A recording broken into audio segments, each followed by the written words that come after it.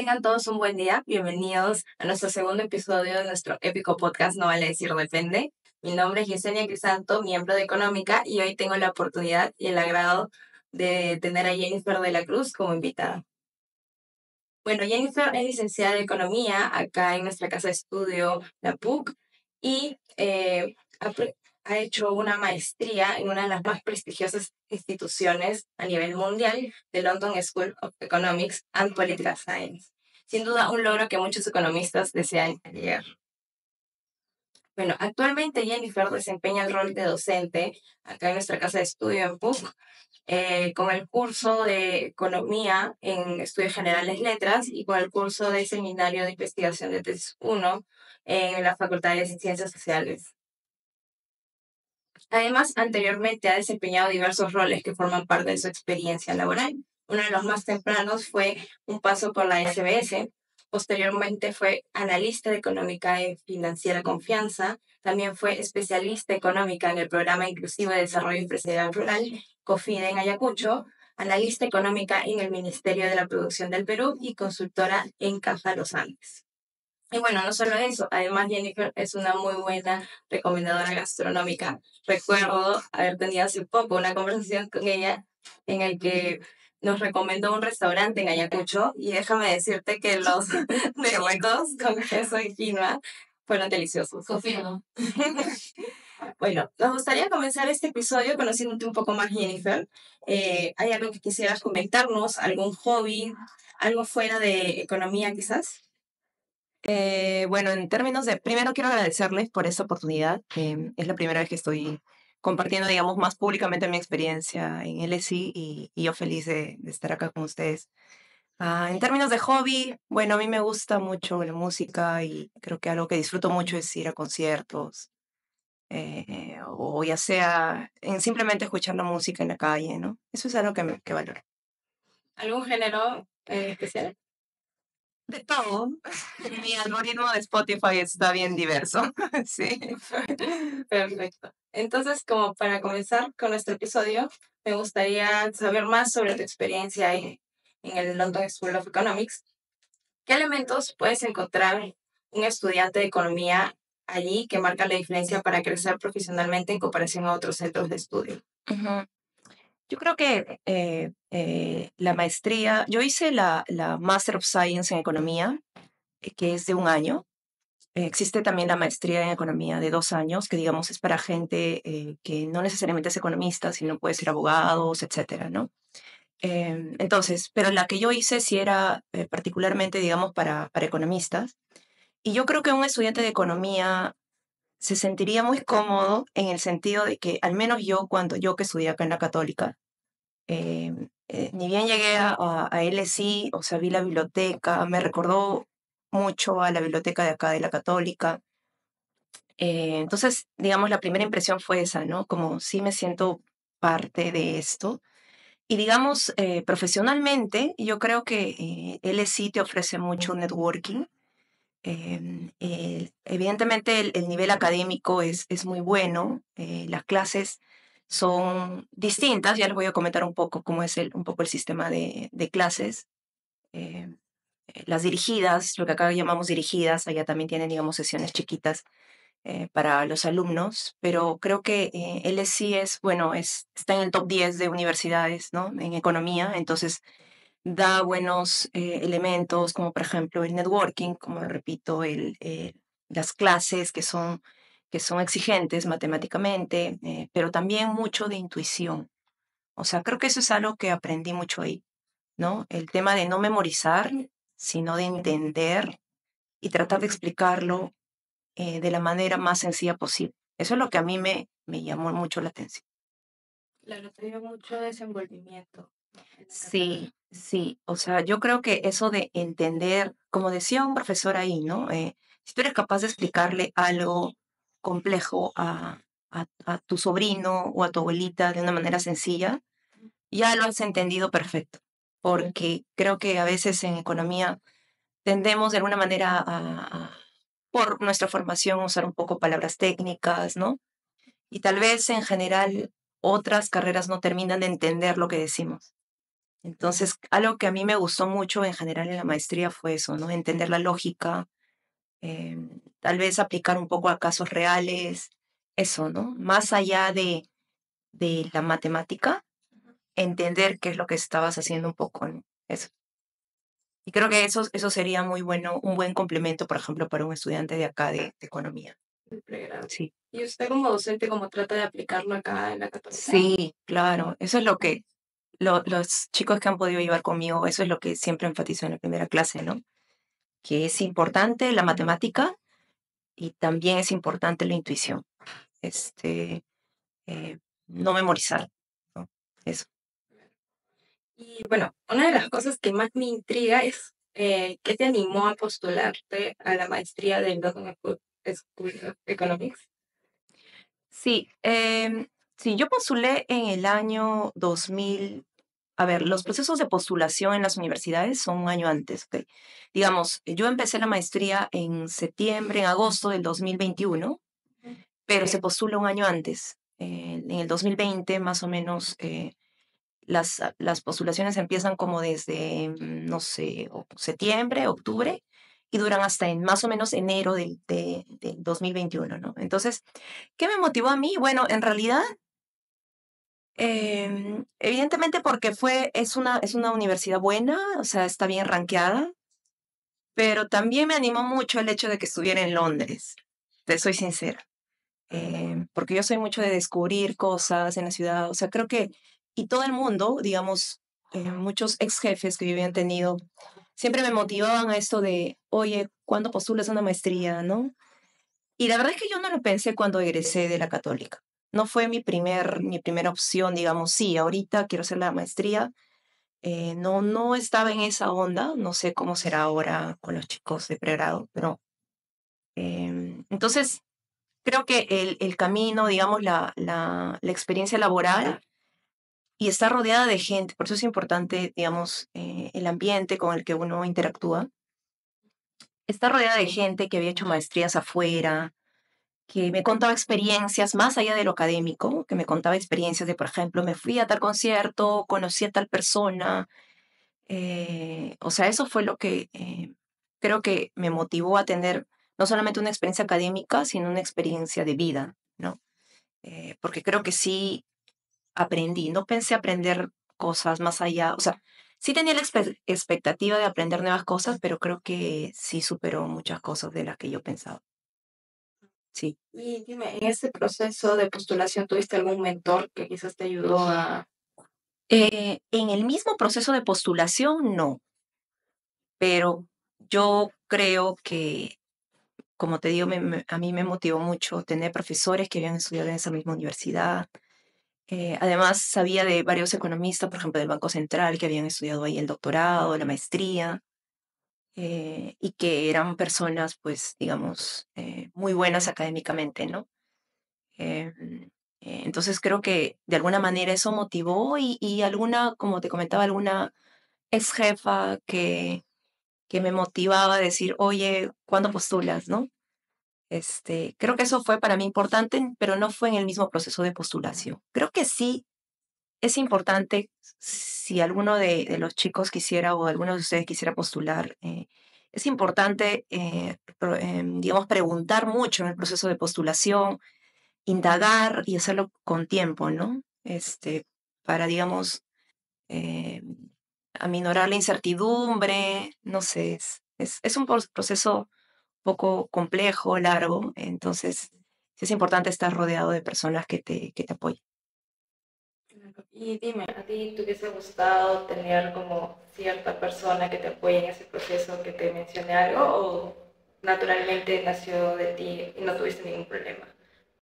Yo creo que uno, o sea, nosotros estamos formados como para buscar información por nosotros mismos y creo que ahorita, bueno, ahora en estas épocas tenemos mucho el Internet, ¿no? Y en verdad todo está en Internet. Si tú quieres contactarte con exalumnos que han hecho una maestría en específico, tú te vas a LinkedIn y ahí rastreas a las personas y les puedes enviar un mensaje. Tienes en la página web de las universidades quiénes son los profesores, sus áreas de investigación. tienes información respecto a financiamiento, ¿no? Digamos, la información formal, la información está ahí, ¿no? Lo que creo que ayuda es, o sea, además de eso, creo que ayuda mucho conversar con las personas que han llevado el programa, porque hay cosas que te van a contar desde su perspectiva, tal vez detalles que no están en la página web, ¿no? Y eso es importantísimo en un proceso de postulación, ¿no? Que te cuente o que te den tips, por ejemplo, ¿no? Por ejemplo, en el proceso de postulación de esto se valora de esta universidad o de este programa, no sé. Yo he visto que mis compañeros eran más orientados a esta área, entonces tienen información muy importante. Si me hubiera gustado un mentor, creo que he estado rodeada de profesores. Bueno, ahora voy a comentar un poco más sobre el proceso, pero em, los profesores que me dieron las cartas fueron muy buenos conmigo y creo que eso fue un apoyo que yo agradezco mucho, ¿no? Y dime, entiendo que Londres es una ciudad un poco costosa Sí, y, y la universidad también, y quería saber un poco cómo fue el tema del financiamiento, cómo viste ese tema, ¿te apoyó alguna organización? ¿Fue cuenta propia? sí, sí, el financiamiento es importantísimo cuando quieres postular afuera. Sí, Londres es una ciudad cara y la verdad es que, bueno, yo me fui con la beca Generación del Bicentenario de Pronavec, que más o menos abrió la convocatoria como en mayo, junio, sí, fue en junio del 2021, ¿no? Cuando yo ya tenía la carta de aceptación de LSI.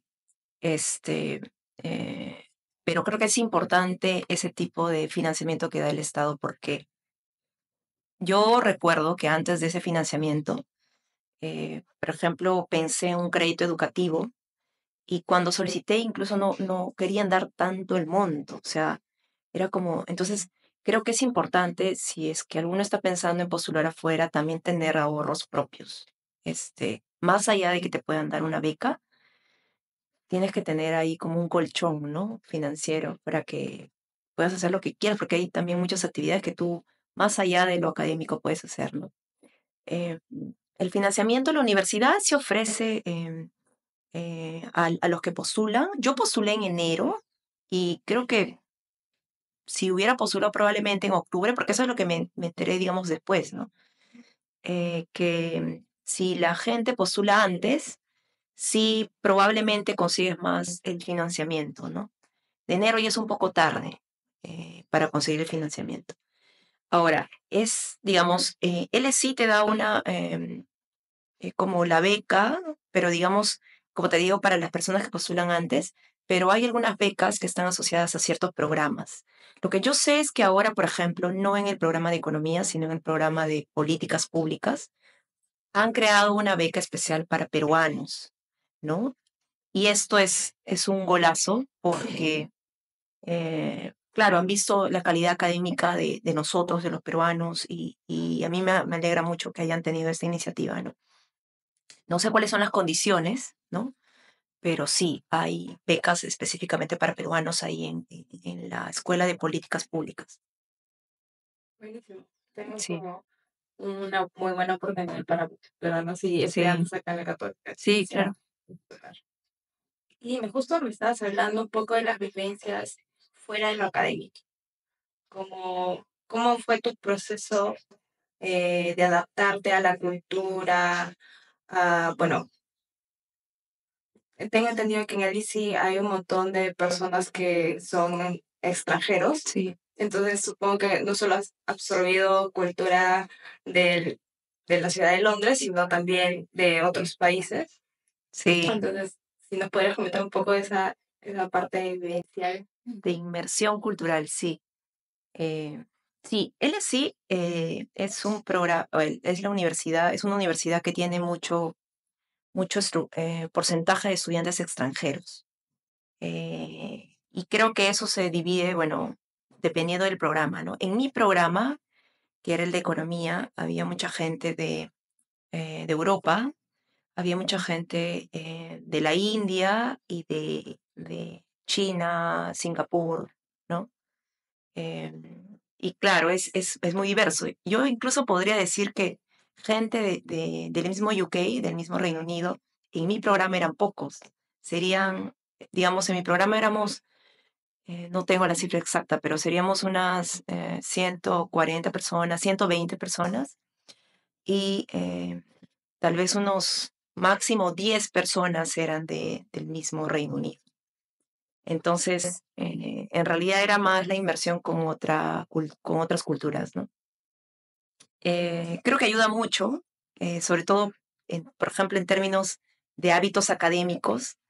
Era diferente, por ejemplo, a algunos amigos chinos que yo tenía que, que preferían, por ejemplo, estudiar en la noche.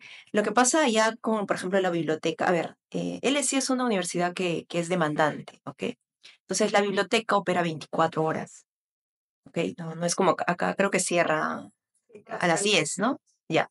No, allá está 24 horas los 7 días de la semana.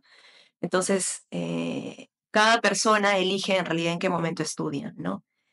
Hay gente que prefiere ir a estudiar a la biblioteca a las, no sé, a las 8 de la noche y se queda hasta las 3 de la mañana y luego se despierta no sé a qué hora. O sea, pero yo tenía algunos de esos amigos. Entonces, creo que ver esos patrones de estudio diferentes te hace un poco contrastar y también ver y aprender, ¿no? O sea, de que cada uno tiene su modo de estudio. Ahora, creo que a mí me gustó mucho eso, esta inmersión cultural en LSI. Aparte siempre había como, creo que mi programa no tanto, creo que otros programas como por ejemplo de políticas públicas o otros, no sé, de entrepreneurship, por ejemplo, organizan más eventos, ¿no? No sé, pues contacto con exalumnos o entre ellos hacen muchos eventos, hay muchos como coffee breaks, ¿no? En economía tal vez hubo algunos cuantos, ¿no? Incluyendo, por ejemplo, hubo una cosa que se llamaba la fiesta del bote, que a todos nos rentaron un botecito y hubo como, pero fue después del ciclo ya, pues, ¿no? Porque no me acuerdo en qué mes fue, pero digamos fue una buena oportunidad para integrarnos todos. Pero no había muchas oportunidades, eso sí. En el programa de economía no era que siempre había coffee breaks o oportunidades de interacción entre nosotros, no. Creo que las oportunidades de interacción con los alumnos se daban básicamente o estudiando, o si tú generabas un grupo, ¿no? Ya la gente viajaba mucho porque, claro, hay muchos países que están cerca, ¿no? Por ejemplo, París está a 1 hora de Londres en avión. Entonces, y también tienes el tren, ¿no? Entonces, creo que depende mucho de cada uno ya, ¿no? Sobre todo porque es posgrado también, cada uno tiene un ritmo diferente, ¿no? Eh, Me perdí en la pregunta. Era si disfruté la inmersión cultural. Sí, sí, o sea, es variada. Ahora, en la misma ciudad de Londres, claro, es una de las ciudades más cosmopolitas, ¿no? Tienes barrios, o sea, incluso por barrios, ¿no? Barrios que puedes encontrar, por ejemplo, más personas que son árabes, otros barrios que son más financieros, no sé, o sea, hay una zona ahí hoy se me fue el nombre, pero es donde nació Amy Winehouse, que por ejemplo es muy bohemia, ¿no? Entonces, y en realidad la gente ahí, se suele decir que en Londres la gente es fría, ¿no? Y creo que un poco, pero yo no sentí tanto eso, la verdad. Tal vez otras personas sí, pero yo no, yo sentí como mucho respeto a la individualidad. Entonces, ¿eso se puede tomar como ser frío? Sí, es cierto. Creo que depende de cada uno, ¿no? Pero yo me sentí muy libre ahí. Ese respeto a la individualidad es algo que aprendí. Entonces, eso me gustó mucho, por ejemplo, ¿no? Me alegra bastante, o sea, por lo que entiendo, ha sido una ciudad como bien acogedora por las actividades que tiene. Has aprendido como de muchas culturas y también respetar un poco el individualismo, algo que no se acostumbra tanto en Latinoamérica. Sí, o sea, a mí algo que me llamaba la atención era, por ejemplo, había, no sé, en el underground, que es como el metro que está debajo de la ciudad. Eh, por ejemplo, no sé, ahí tú veías en realidad de todo tipo de culturas, ¿no? Pero podía haber una persona que está, no sé, pues con su pijama y la gente no necesariamente, no puedo decir que, al menos en mi experiencia, no necesariamente voltea a ver y como a hacer gestos, ¿no? No, exacto, no. Es como, bueno, te ve y sigue su camino, ¿no? Entonces, eso podría tomarse como, por ejemplo, claro, eso es si, digamos, es una persona un poco rara, ¿no? No te toman tanta importancia, pero claro, no sé si, por ejemplo, si fuera una emergencia, gente, uy, sí, te apoya, eso no lo he vivido. Pero sí he sentido que la gente era amable, pero sí como eh, respeta tu individualidad, ¿no? Eso. En Londres hay muchas ciudades cerca también, como que depende mucho, creo que también la cultura, ¿no? En el mismo Reino Unido, así como en Perú, puede ser diferente la cultura. Yo soy de Ayacucho, entonces mi cultura puede ser distinta a la cultura de, no sé, pues, de una persona acá en Lima, que puede ser más individual, no sé. Eh, creo que es igual allá también, ¿no? Yo, al menos en mi experiencia, eso es lo que te puedo contar. Y coméntame, me hablas un poco de la ciudad de Londres, supongo que habrás ido a algún evento extracurricular en la ciudad con algunos compañeros de la universidad. ¿Tienes alguna experiencia? Sí, hemos ido con compañeros, hemos ido a funciones de teatro, musicales. Uno de ellos fue el de Mary Poppins, el otro era el Rey León. O sea que uno dice, ah, sí, pueden ser un poco, parecen infantiles, pero no. O sea, la puesta en escena ya era muy bonita. Era muy bonita. Aparte que las funciones de teatro, o sea, el teatro mismo es como medio mágico, ¿no? O sea, en el sentido de un estilo medio barroco, no lo sé, ¿no? Es así bonito. Hemos ido a ese tipo de eventos, hemos ido a muchos restaurantes también. Una práctica que teníamos mi grupo de, digamos, amigos, amigas, éramos yo peruana, una de la India, la otra era de Turquía y la otra era japonesa.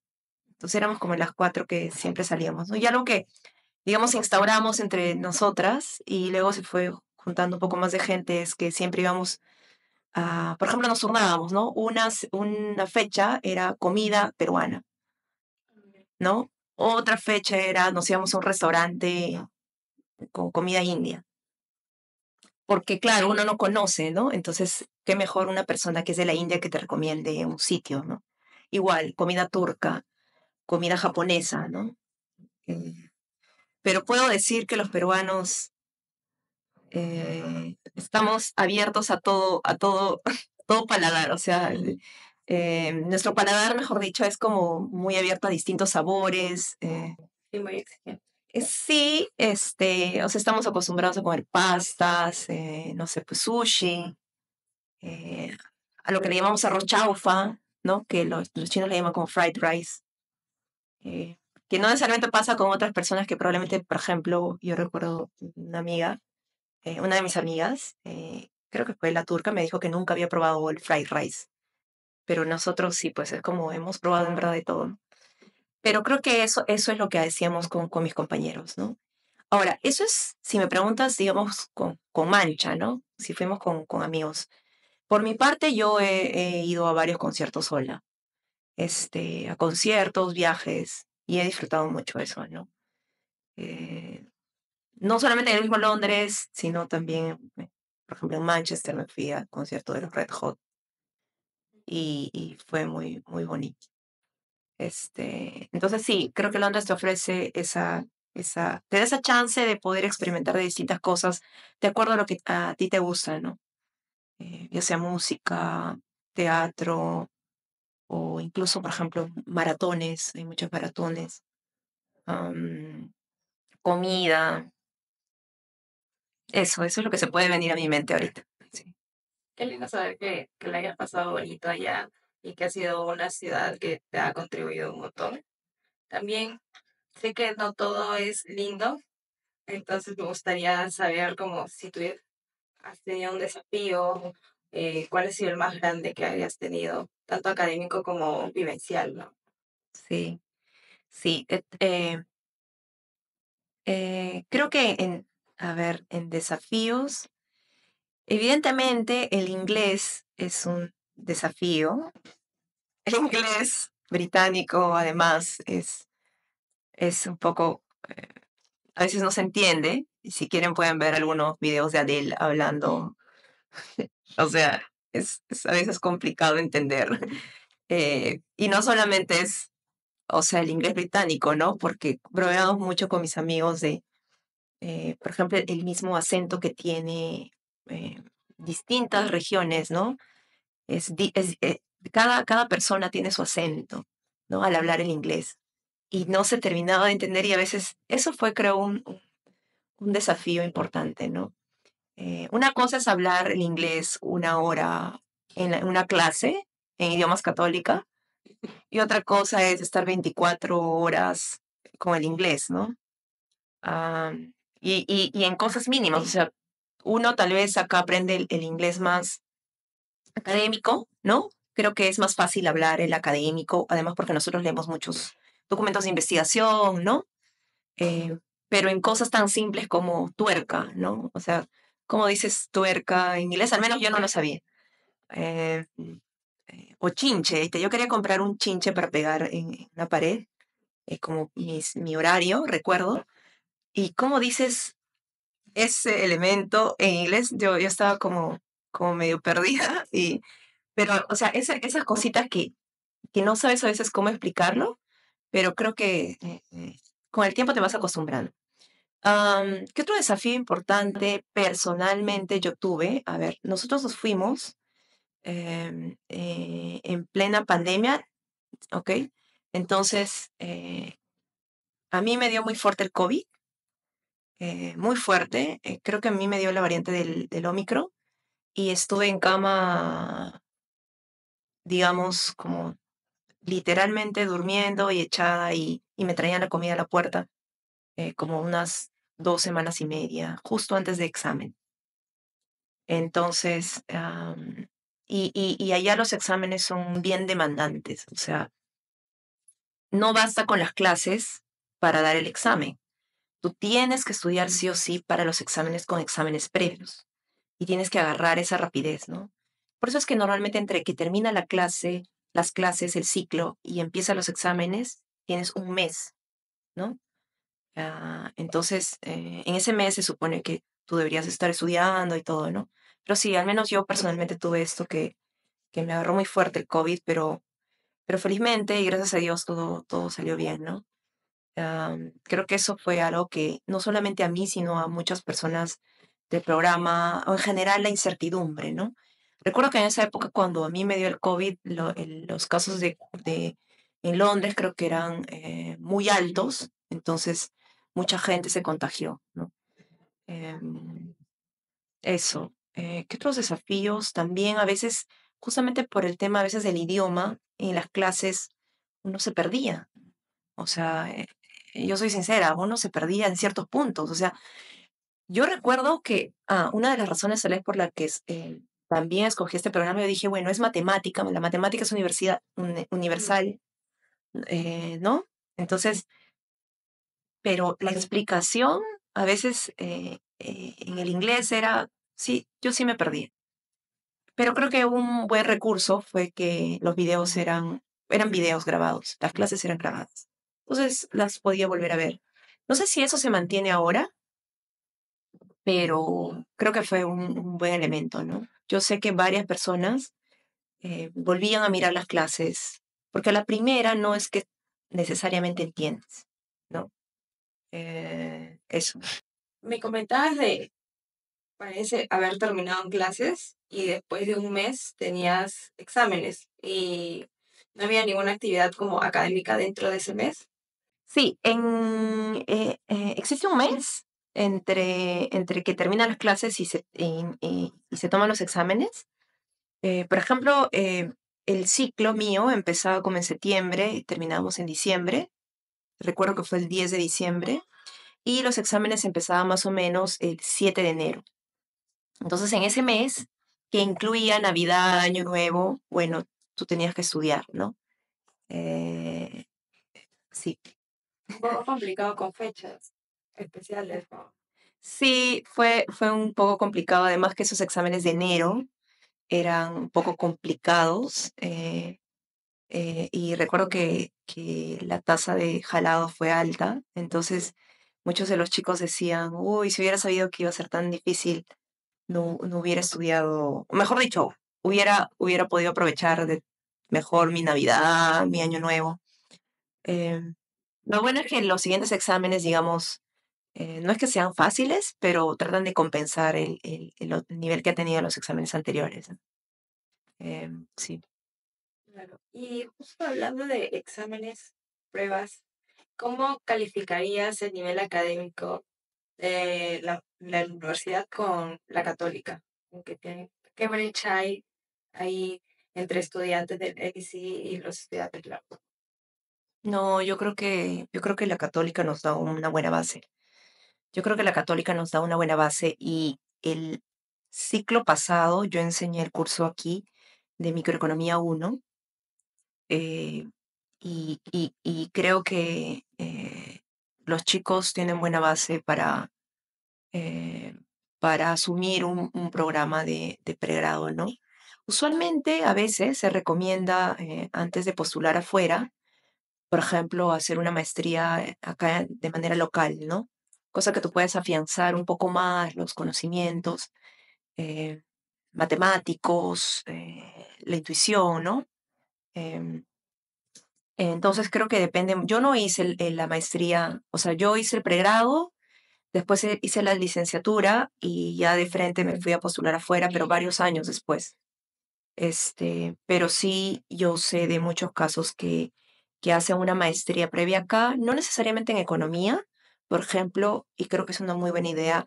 Algunos hacen una maestría en estadística, otros en matemática aplicada, ¿no? Que por ejemplo te puede derivar algún programa también de doctorado afuera. Creo que es distintas opciones. Uno tiene que aprender la mejor estrategia para postular afuera, ¿no? Pero yo creo que la base que nos dan aquí es buena matemáticamente, la mate, la microeconomía, la macroeconomía, varios de los modelos que recuerdo que vimos en LSI, en macro, los habíamos visto acá, ¿no? Pero claro, digamos, sí te muestran como una sección avanzada de modelos que sí, pues no se ve en pregrado, ¿no? Pero yo creo que totalmente sí se puede, ¿cómo decir? El catch up hacer el catch up con el nivel que te pueda dar la maestría allá. ¿Qué consideras que fue lo más enriquecedor de tu aprendizaje? O sea, los maestros, los espacios de discusión que tenían, los aportes de tus compañeros. Sí. Uno de los aspectos que a mí me gustó mucho, como te comentaba, es esto de desarrollar la intuición, o sea, no tanto memorizar, sino incluso la mate, como entender la lógica, ¿no? Entender la lógica porque la mate es escribir en números, digamos, un enunciado, ¿no?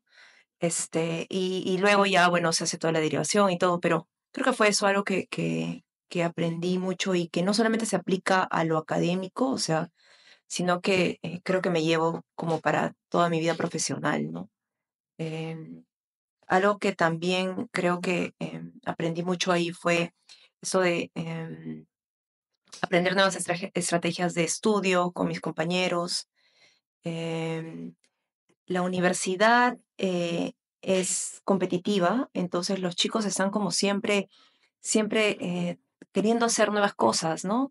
Algo importante es que mi maestría, digamos, estaba conformada, yo diría en su mayoría, por chicos que tenían tal vez entre 22 años y 25 años.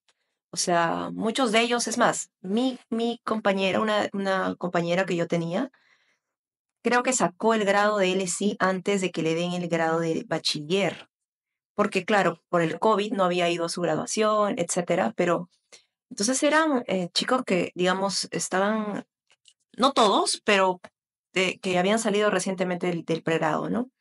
Entonces estaban en esa onda de mucho de aplicar. Uno tiene que ser bien dinámico, ¿no? Yo recuerdo que, por ejemplo, como te decía, la maestría es desde más o menos agosto hasta junio del próximo año. Y en diciembre, ni bien empezábamos las clases, muchos empezaban a postular ya para trabajos que iban a iniciar el siguiente año, ¿no? Entonces creo que eso es otra cosa importante que aprendí, que a veces no necesariamente uno ha desarrollado o uno tiene, ¿no? Y es que eso de la planificación, pero con mucho tiempo de anticipación. Eso incluso lo aprendí, creo yo, en el proceso de postulación, ¿no? Porque no es que, uy, sí, ahorita me animo y ya postulo mañana, no. El proceso de postulación, el proceso de postulación es con tiempo de anticipación y necesitas cartas de recomendación, eh, que sugiero que, por ejemplo, sea de personas que te puedan conocer bien, que puedan dar una descripción más allá de que esta persona, esta alumna ha ocupado primer puesto o segundo puesto, es buena, no, sino que sepan detalles, ¿no? Por eso creo que es bueno que alumnos de pregrado puedan eh, entender esto para poder tal vez interactuar más con los profesores, ¿no? Más allá de sacar necesariamente la buena nota, ¿no? ¿Qué otra cosa es el proceso de postulación? Bueno, involucra un ensayo como personal statement donde tú cuentas tu motivación. Y en el caso de economía también tienes un examen de matemática, que es el GRE, ¿no? Bueno, matemática verbal, pero también tienes la parte de razonamiento matemático, razonamiento verbal. Entonces, todas estas cosas no se hacen en un mes, se hacen con anticipación. Y creo que eso es algo que desde el proceso de aplicación aprendes, ¿no? Como a planificar.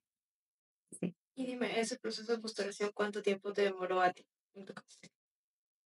Yo empecé mi preparación con el GRE, con el TOEFL, como en junio y yo estuve aplicando en enero. Entonces, normalmente si uno quiere empezar a aplicar en agosto, yo sugiero fuertemente que empiecen a preparar su postulación, no sé, al menos 9 meses antes, porque si no es bien abrumador. Entonces, creo que otra de las cosas que me llevo del aprendizaje de la maestría es que uno, esto que le llaman como resiliencia, ¿no? De que uno eh, es capaz digamos, como el ave fénix, ¿no? Puede haber cosas que pasan en el camino, pero siempre te repones, siempre aprendes, siempre vuelves a encontrar la estrategia, porque ya estás allá, tienes que hacer la maestría, tienes que hacerla bien, y la universidad te da todos los elementos, ¿no? Los profesores tienen las horas de oficina, tienes la biblioteca, tienes a tus compañeros que son muy buenos también. Entonces, esa capacidad de reiniciar, eso es algo que también me llevo de la maestría. Ahora, para cerrar nuestro podcast, haremos una pequeña dinámica que es darte unas preguntas en un minuto y tienes que responderme las máximas posibles. Ya, Ya, si me pones el temporizador, comenzamos. Bueno, plato peruano favorito hemos saltado. y plato inglés. Uy, me agarraste. No sé. Bueno, película que recomiendes. Tal vez el más, es que no tiene, es que la gastronomía inglés no es, perdón, es una palabra nomás, ¿no? El fish and chips es el más famoso, creo. Sí. Ok, película que recomiendes. Paddington, ¿Estata o Paito? Stat, ¿Un sábado es de fiestas o leer un libro? fiestas, ¿Café o té? té. ¿Algún pasatiempo? Ver película. ¿Clima limeño o clima londinense? Uy, no, clima yacuchal, ¿Montaña o playa? playa. ¿Ciudad favorita para vivir? Hoy se acabó. Ya respondió, voy a pena. Ay, perdí. Creo que pasó con la lengua. Pero ya les tengo que hacer la pregunta. Producción me dice que has acertado 9 preguntas. Muchas gracias, Jennifer, por darnos el placer de tenerte en este episodio. Pero antes de despedirnos, te tengo una pregunta. Si podrías elegir entre Keynes y Adam Smith, ¿a quién elegirías?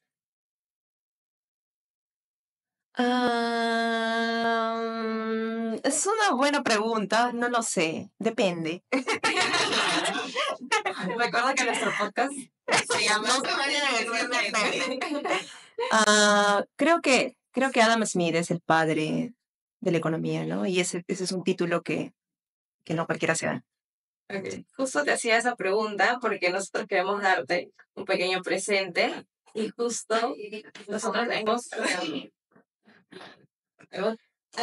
nuestra tienda económica en la cual tenemos tazas de ambos personajes y te estamos regalando como la tacita Ay, de gracias. Adam. Y también tendremos otro regalito que es nuestra tote bag, donde a todo el mundo le encanta qué ser lindo. economista. Gracias. Muchas gracias. La parte de toda la familia económica y especialmente nuestra realita económica. Gracias. Y nada, ahora sí, muchísimas gracias Jennifer por compartir tu experiencia, te enseñamos un montón. Todos los oyentes van a captar todo lo comentado para quizás postular en un futuro o quizás recomendarle a alguien a postular. Y agradecemos todo tu aporte el día de hoy. Eso sería todo, chicos. Gracias.